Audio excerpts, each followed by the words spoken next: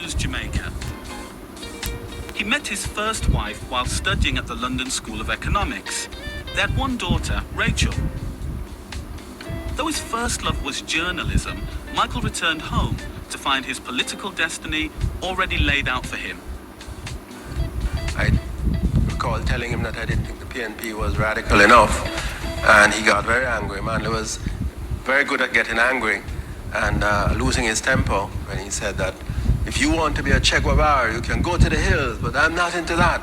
And I said, well, I don't want to be a Che Guevara and I don't want to go to the hills, but I just think that the People's National Party is too rooted in the middle class to make the kind of changes that I believe necessary to uplift the working class and the disadvantaged.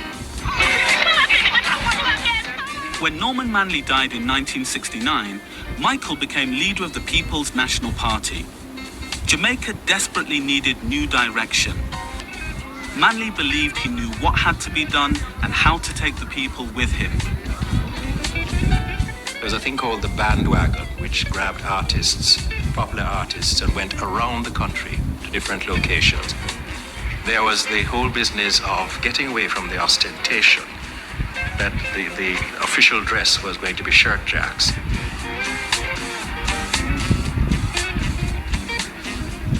Flamboyant, charismatic, good-looking, eloquent. Michael Manley could convince you that he's the greatest guy in the world, and you'd believe him. I remember one night during the campaign, the people got so excited about him that they would literally pick him up when he appeared. And I don't know what went wrong this night, but as they maneuvered through the crowd with him up there, he fell. They dropped him. And he cracked a couple of ribs. We had to rush to the hospital, do all of that stuff. And the next day he was out on the campaign trail again. Manley wanted radical social reforms to favor the poor. Members of his own class were nervous. For the other Jamaica, the Jamaica of the wealthy and of the upper middle classes and the rich, things were quite all right, thank you. They'd done very well in the 1960s. In the sort of last hurrah of the post-war economic boom. And why should it change? We've come too far, we're not turning back now. We've come too far, we're not turning back now. We have a pride now, we have a place now, we have a mission now, and a safety of a friend. Together we are going to march forward under God's heaven, building democratic socialism. Glory to socialism!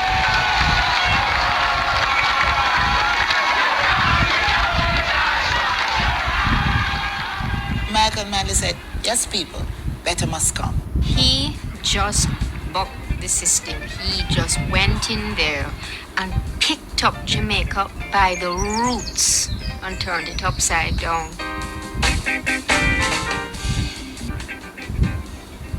A country like Jamaica cannot become a just society if you don't redistribute some of the wealth and some of the benefits. And we have begun that process of redistribution. They frightened away every foreign investor that we had, and a lot of local investors at the same time, because they were threatened. They were told that they were not the sort of people that were not wanted here, that Jamaica was going to be a socialist country, and that the capitalist was no longer welcome. America was called a wicked imperialist capitalist nation, an exploiter, and the whole ambience of the place was very frightening to any kind of investment. When the first serious attempt at change was made, as always happens, there is a sort of almost like a shock wave that goes through the people who are better off and who have never really questioned the nature of the society under them. And so you did have a very real and regrettable reaction to some aspects of change. At home, Manley's socialist dream had become a middle-class nightmare. If you don't like it, Manley told them, there are 5 flights a day to Miami. In the months that followed, thousands took his advice. Planes were packed with Jamaica's middle classes, taking their money with them. Most of these were of the entrepreneurial class. So we had the horrendous picture of the country sliding into 8 years of negative growth, record high inflation, record high unemployment.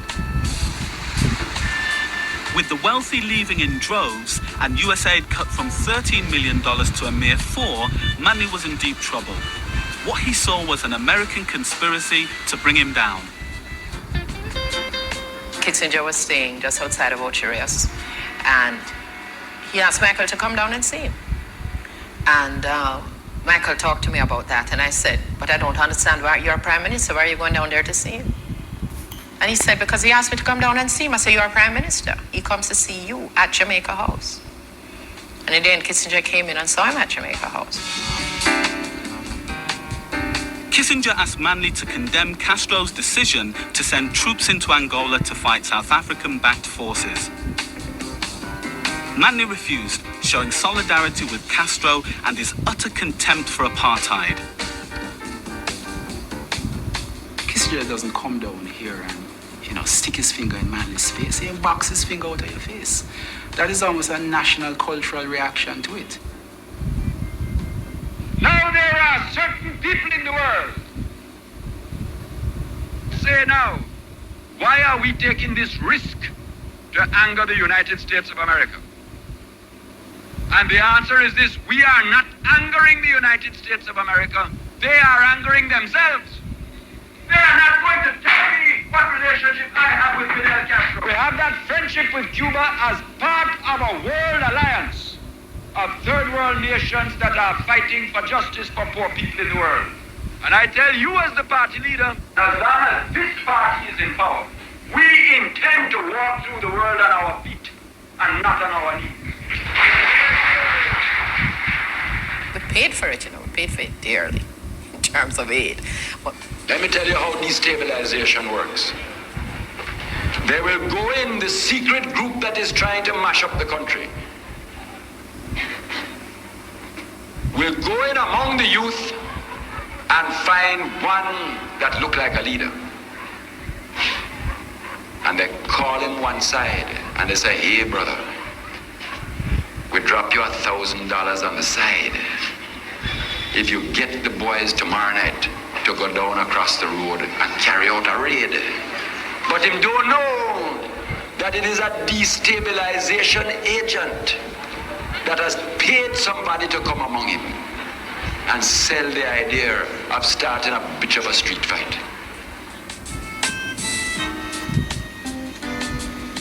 Rumors were rife of covert US operations on the island, aiming to make the country impossible to run and dangerous to visit.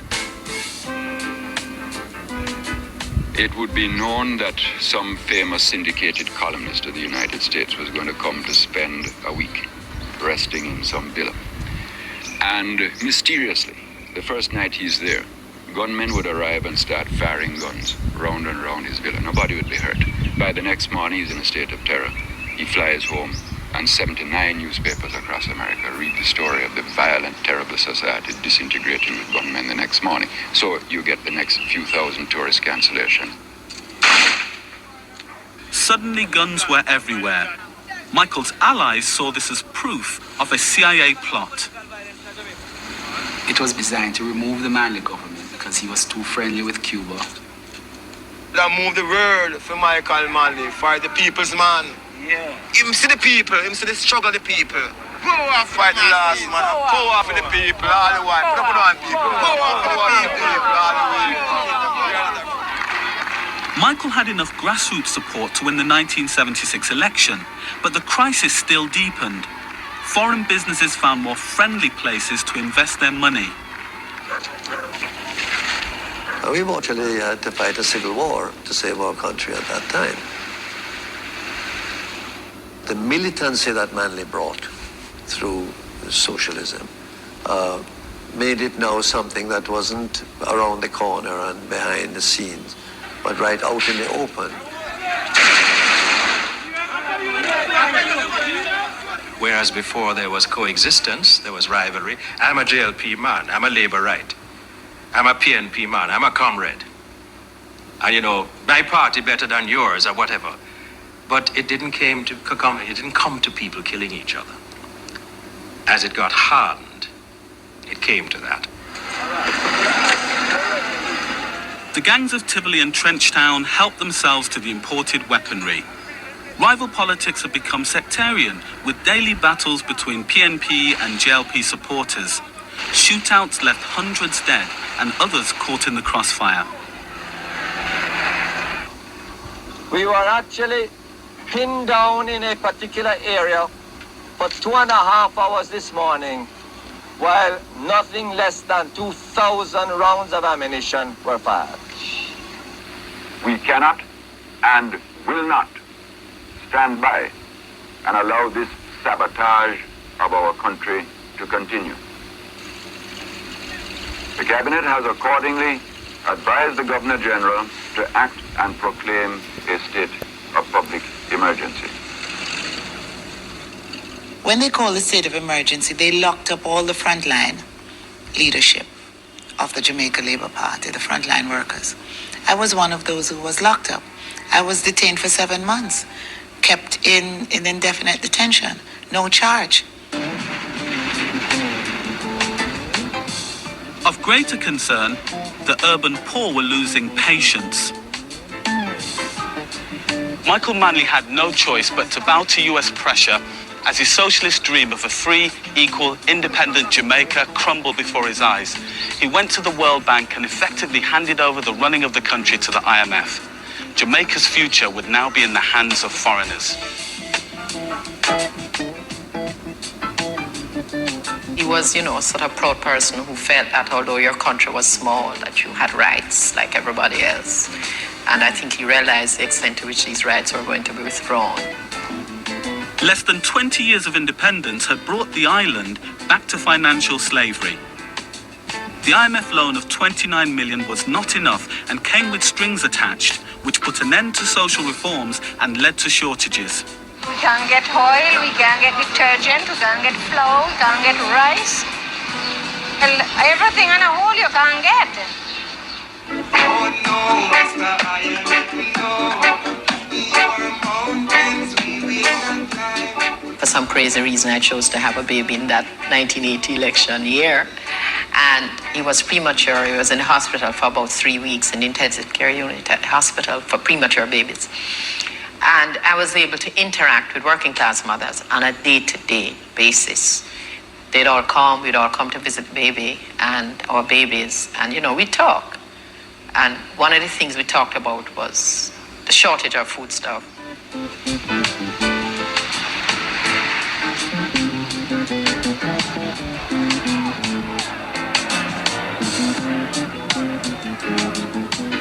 I saw people who were willing to die just to free Jamaica at that time because the people felt that they were in bondage.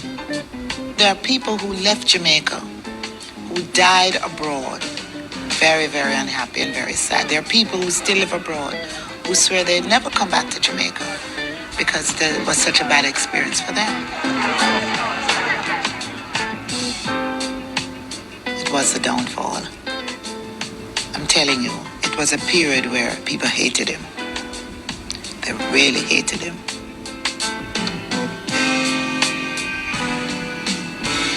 Ladies and gentlemen, the Prime Minister, Edward Philip George Tiaga, 800 people died in the run-up to the bloody 1980 election.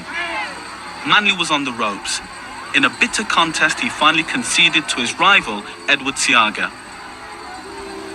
In 1989, a reformed Michael Manley was returned to power, but now his revolutionary zeal was gone. I am a much wiser and more experienced man. So I don't know if that's new, but we all have to grow, we all have to develop. I think I have.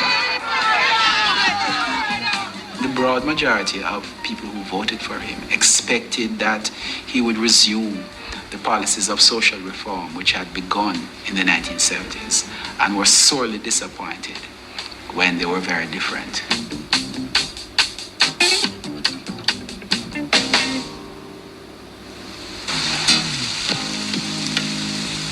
My Highland Town salute. Michael no longer had the stomach for the fight. His second coming lasted just 3 years. the 5-time married Michael faced a more personal battle that none of his turbulent years in power could prepare him for. He discovered he was dying of cancer. He had this enormous fear of death. And I would say right up until his last breath, he would have done anything to live. Michael Manley died aged 72 in March 1997. Thousands mourned the man they called Joshua. The person who received the greatest, overwhelmingly greatest applause at the funeral was Fidel Castro. The slogan which one person uttered at the funeral, that Fidel is the only surviving Don, meaning Michael was a Don, that despite your complete dominance of the world, that there is somebody who can thumb their nose at you. We were just so thrilled because we knew how much it would mean to Daddy and how right it was that he had stood by Fidel no matter the price he paid, and that in death Fidel had come to say goodbye. That meant a lot to us. My Highland, don't sell out. Please don't sell out. He was criticized a lot by his own social class who felt he had betrayed them, and he used to really take it to heart. I think when I look back on it, he just longed to be loved again by his own class, by, people he grew up with, his friends. He had the love of the masses. But I think he was always deeply hurt that his own social class couldn't see what it was he was trying to do. After Michael died, Jamaica finally elected a leader that didn't come from the brown or mixed classes. Prime Minister P.J. Patterson represents a new strata of Jamaican society which is just finding its feet.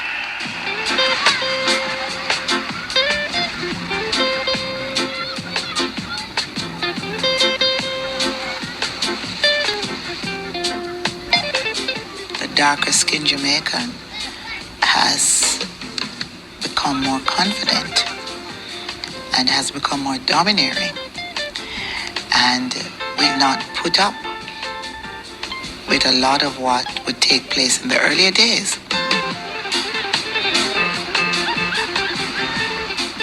The experience of the Jamaican people has been exceptionally rich. Experience in terms of oppression, experience in terms of reform, experience in terms of culture, in sport, broadly, highly experienced people. And therefore, we are now on the verge of that experience being brought to bear on the direction of the country.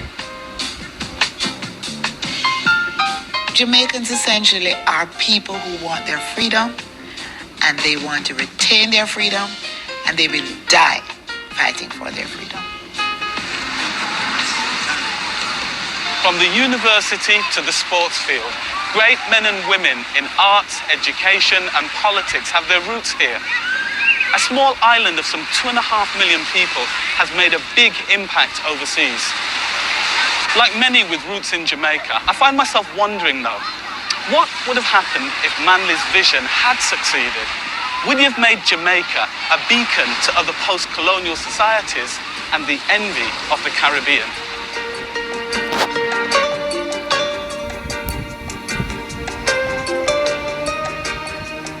He would have had his touchstone of equality, and we would have had a just society where every man and woman had an equal opportunity on their vote, a roof over their head, fair wages.